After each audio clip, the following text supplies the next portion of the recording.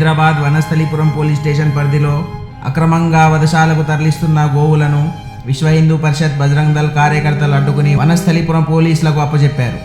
పట్టుకున్న గోవులను పోలీసులు ఆటోనగర్ క్యాటిల్ పాండ్కి తరలించారు.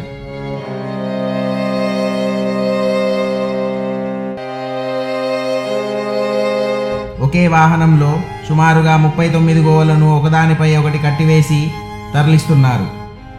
సమాచారం అందుకున్న గోషామహల్ ఎమ్మెల్యే రాజాసింగ్ సంఘటనా స్థలానికి చేరుకుని వాటి పరిస్థితి చూసి ఆవేదన వ్యక్తం చేశారు.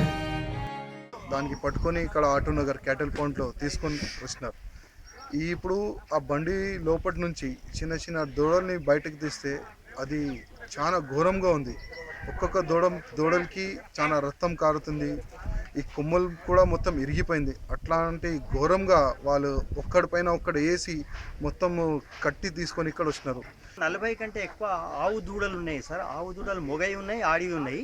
కానీ కొంతమందికి ఒక అపోహ ఉంది, మొగ దూడను చంపొచ్చని. అది తప్పండి. మొగ దూడను కూడా చంపడానికి వీల్లేదు.